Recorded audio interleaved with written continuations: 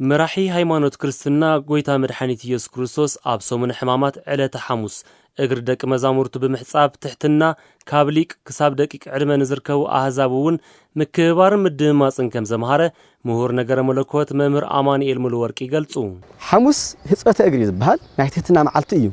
ክፍልነት እዩ ኣብ ዮሐንስ ምዕራፍ 13 ዘሎ ቃል እዩ ምሳይ ክፍልኩም ምሳይ ይኹም ለሐዋርያት ነገረ ቃል እዩ ካይን ተሓጽዩ ኮይኑ ምእመን ሁሉ ሕጽብ እዩ ካይን ድሕነጽዩ ልቡ ምእመን ሁሉ ንጹህ እዩ ካይን እንድሕር መራح ኮይኑ ሁሉ ምእመን ተመራح እዩ ስለዚ ሐዋርያት ለሐጽወሉ ትሕት ኢሉ ሓደ ትሕትና እዩ ናይ ብሉይ ኪዳን ስርዓት ሓሊፉ ሓድሽ ስርዓት ዝደመይዚ ናይ ሓቂ ደም እዩ እዚ ስጋ እዚ ኸኣ ናይ ሓቂ ስጋ እዩ ተባሂሉ ለዓለም ሁሉ ተበሰረሉ ዕለት እዩ ኣብዚ ዕለት ኢየሱስ ክርስቶስ ከምቲ ንኣመንቱ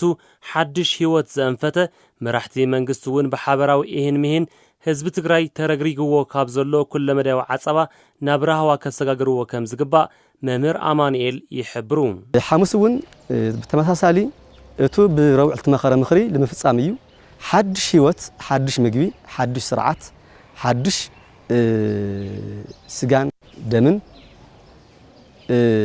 ሓድሽ ናይ ሓድሽ ኪዳን ሞሰብ ወይ ከዓ ማዕዲ ተቀረበሉ ስለዚህ እንት ሓድሽ ማዕዲ ተቀሪብሉ ኮይኑ ሓድሽ ፍትሒ ይደለት ህዝብናውን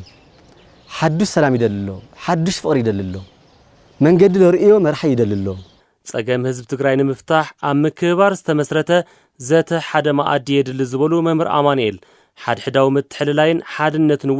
زيادة كسطم يغنزبو ስለዚህ በሐሙስ ማዕድ ተቀሪና ሁሉ ከዚ መራሕን ተመራሕን ሓቢርና ማዕድ ንወልዕሉ ኮነ ኣለዎ እዚ ኸ ናይ ሰላም ማዕዲ ናይ ፍቅሪ ማዕዲ ሓሙሽ ዓይነት ናይ ፍቅሪ እዮም ዘለው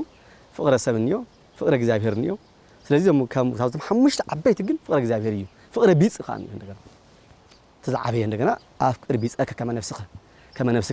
ከመ ነፍስኻ ጌርኻ ሓውኻ ፈተ ማለት ልወድነኻ ልወደበኻ ኣቦኻ ዝወለደ ጥራሕ ይኾነይ ኣክብር ኣባከ ዝባህ ዘሎ ልነኻ ዝባህ ዘሎ ዕድመኻ ከነውሕ ተኮይኑስ ኣቦኻ ይነኽር ማለት ዝዓዊኻ ብትምህርቲ ድዩ ብኻሊእ ድዩ ብዕድመ ድዩ ዝዓዊኻ ሰባት ኣክብር ኣክብረት እዩ ትርጉምን መልእኽትን ሰሙን ሕማማት ዕለተ ዓርብ ድማ ቴሌቪዥን ትግራይ ኣብ ዕለቱ ከቕርቦ እዩ